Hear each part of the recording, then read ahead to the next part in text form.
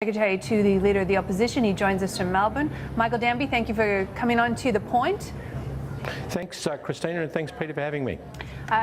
Michael, you have been part of discussions in the Labor opposition on this proposal, or this invitation really, from the United States for Australia to join in airstrikes in Syria. What type of advice are you giving your Labor colleagues? Do you see any benefit in Australia becoming part of these airstrikes?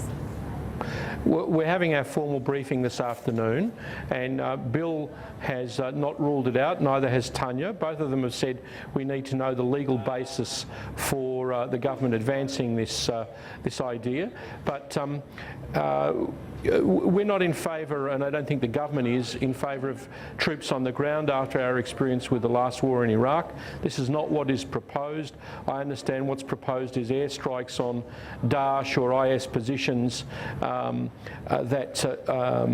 would, destroy some of those people that are coming across the border into Iraq. So on the merits, it'll be looked at, and Labor, like the government, is not in favour of boots on the ground in that troubled part of the world. But if we can do things to degrade Daesh, my advice would be, if there is a legal basis for the fact that the Syrian government no longer has control of that area, we ought to consider it. Well, I want to ask you about that, because Tanya Plibersek has made comments in the past week or so that she doesn't think there is a legal basis for Australia to become involved in airstrikes at the border there. Is that one of the key things you're looking for out of this briefing? Well, we're certainly looking for that information to come out of that briefing. I think Tanya, I'm not sure that she said that, Christina. I think she's been very emphatic about the fact that there are 7.5 million Syrian people on the move.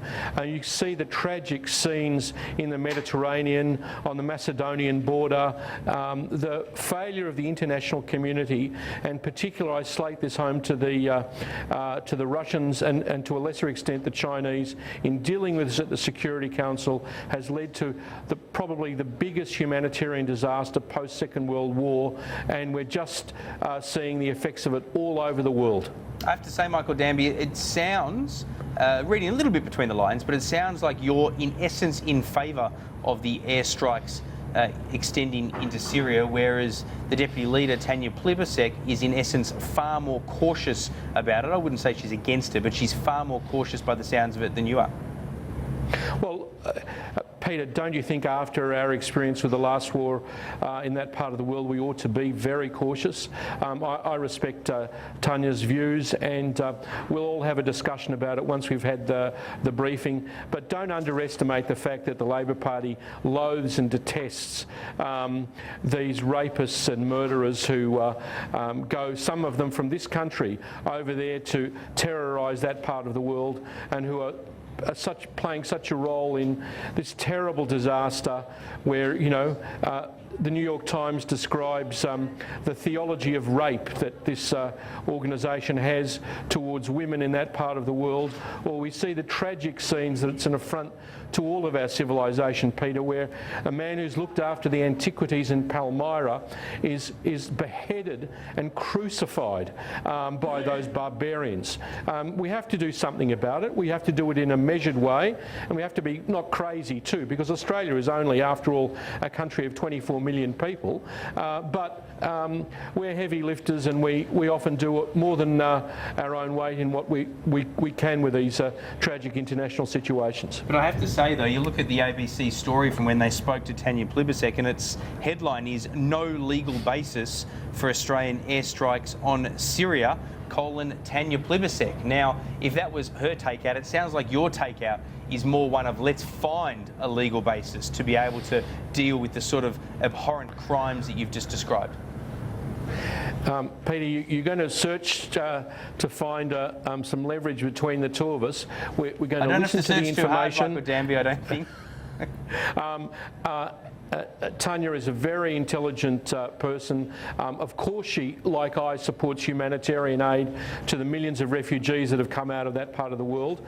But we can also look at doing the hard things if necessary. And we have before. We've supported the military deployment of the second largest group of trainers on the ground there in Iraq. I had assurances from the Secretary of Defence at the Foreign Affairs Committee the other day that we're only training the Iraqi army.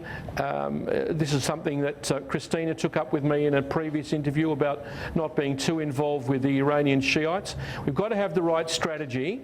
I'm not sure the government knows 100% what they're doing in that part of the world, but if we're doing what Secretary of Defence Richardson said, and that is training the Iraqi army to defend their own country, and that's something that Labor thinks is defensible.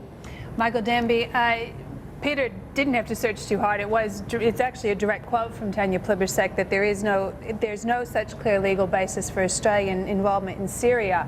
However, Julie Bishop is arguing that the Syria-Iraq border is, in a sense, obliterated. Would that be something that would make a difference, that would allow Labor to find a basis on which to participate in these airstrikes? Well, I'm sorry, as Tanya says, it's not clear. I think if Daesh is coming across the... She said there's no such clear. Yeah, well, it's not clear. It's a very difficult thing to be involved in airstrikes in a country where you haven't been invited to do that. But in the case of humanitarian intervention, in the case of self-defence, there are grounds which this could legally be considered under. And, you know, they're sitting down this afternoon with the government's top impartial defence and foreign affairs people, and we'll consider it in a mature way. Michael, I want to go back to those the New York Times article you cited, The Theology of Rape, which is a disturbing but incredibly detailed article about the systematic institutionalization, really, of rape within ISIS and its use as both a recruitment and a terrorizing tool. The Prime Minister earlier described ISIS as on a scale of Pol Pot in Cambodia, of Hitler in Germany. Would you agree with those comments? And if that is the case, does Australia, can we really sit by and not participate in these types of airstrikes? Well, look, Australia is already lifting more weight than other countries. We're the second highest contributor to the trainers of the Iraqi army in the world. There is no one apart from the Americans who's contributing more to the assistance of the Iraqi government. So that's pretty strong involvement against this dreadful cult Daesh. But Christina, I think all Australians, all humanitarians, all people in mainstream politics, I don't care whether you're in the Green political party, they would be opposed to this dreadful Daesh using rape and the control over women, particularly from minorities who are not Sunni Muslims, to as an incentive for young bogans. That's the only way I can describe them all over the world. I wouldn't even give them the honour of calling them jihadis, to come and participate in the mayhem that's taking place in Syria and Western Iraq. What depths have these people plumbed to, that they would use the sexual violation of women as an incentive for people to be involved in their dreadful movement? Islam has nothing to do with that. Islam believes in respect towards women. Islam has nothing to do with Daesh, as all of the leaders of the Islamic community in Australia have repeatedly stated, and their learned imams as well. I despair of what's happening in that part of the world, but we have to do what we can in a measured way without being crazy to contribute to the international effort to weaken and undermine this dreadful cult. Well, we wait to see what comes out of the briefing this afternoon. But Michael Danby, can I take you to Parliament last week? Tony Abbott and Julie Bishop, when they were arguing for the China Free Trade Agreement, were citing a rather unusual source. Well, unusual for them, I suppose. Professor at the Honourable Bob Carr. Did their reporting of Bob Carr's views, was that persuasive to you? one of your predecessors, Christina, and one not of as your former distinguished. colleagues. Yes, and not as distinguished. I'm not criticising you for it. Look, Bob's views are very predictable. Remember when he became Foreign Minister, he had to delete his comments denigrating the Tibetan leadership. He referred to the Dalai Lama as that cunning monk. He had the China account at Macquarie Bank.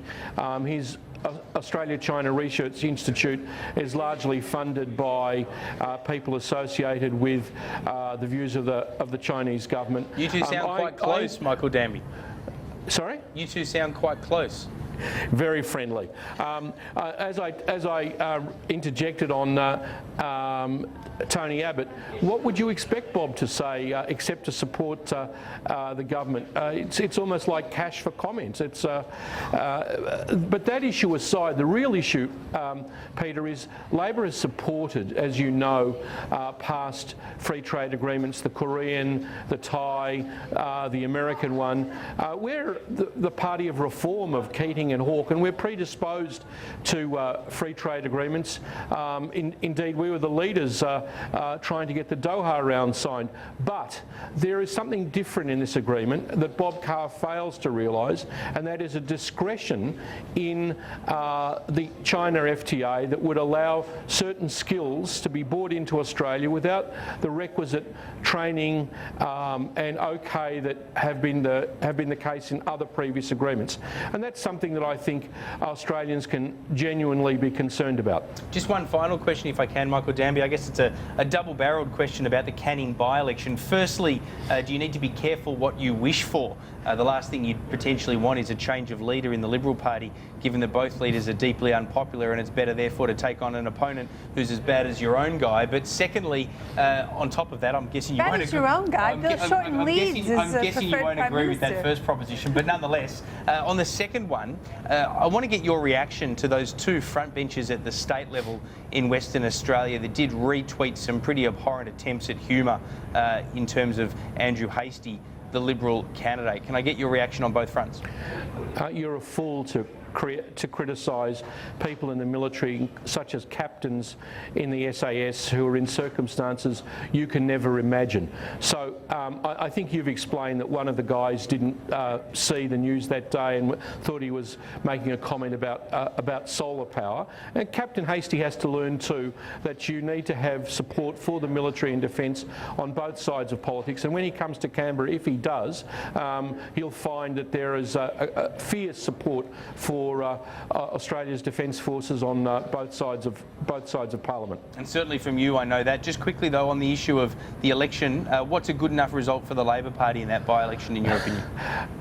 Well, I think we're going to get a bit of a swing there. It's a pretty high benchmark to jump over, 12.5%. For all the criticism of Don Randall, he was a very good local member. He used to go around and clip the roses of elderly ladies whose rose gardens were getting a bit out of control. He always had the secateurs in his pocket.